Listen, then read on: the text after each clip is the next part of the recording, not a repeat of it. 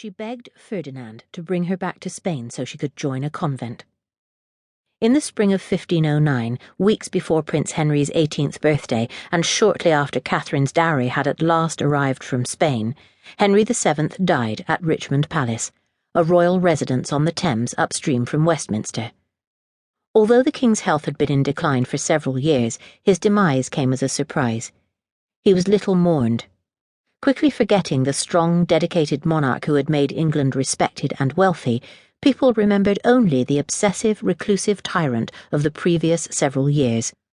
Nonetheless, his burial in St. Paul's was lavish. The black funeral chariot was attended by 700 torch-bearers and 1,400 formal mourners, led by Prince Henry. The king was laid to rest beside his queen, in the Westminster Abbey chapel that bears his name. In the wake of his father's death, Henry VIII reversed himself and agreed to marry Catherine as his father had urged him on his deathbed. He was already thinking like a king. He needed a queen, and Catherine would assure a continued alliance with Spain.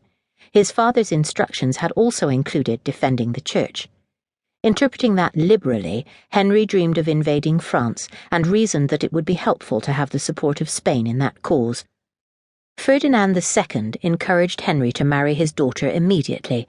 At 23, Catherine was well beyond a marriageable age, and Ferdinand knew that she welcomed the match.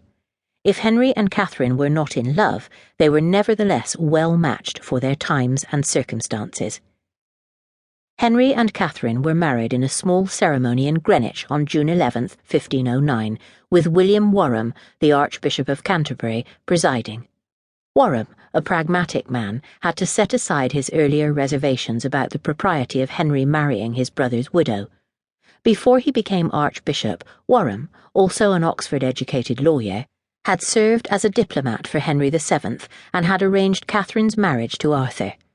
Like many in the Tudor court, Warham would struggle with conflicting loyalties, but on this day he supported Henry and Catherine, whose vows, according to Tudor historian Alison Weir, included the promise to be bonair and buxom, gentle and compliant, in bed and at board.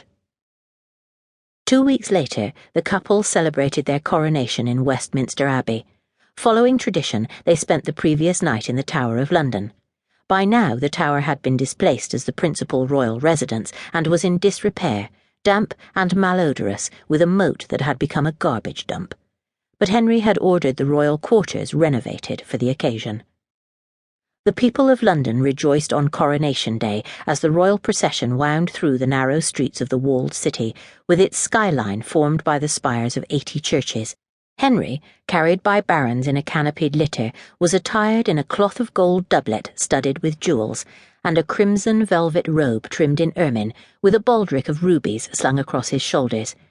Catherine, wearing white satin and ermine, followed in a litter hung with white silk and golden ribbons. Her ladies in blue velvet rode behind her on white palfreys. Henry and Catherine made a splendid royal couple. As Thomas More described the monarch, "Among 1,000 noble companions, the king stands out tallest, and his strength fits his body. There is fiery power in his eyes, beauty in his face, and the colour of twin roses on his cheeks." Catherine, in the full bloom of her beauty, matched and quite possibly exceeded the king in intellect.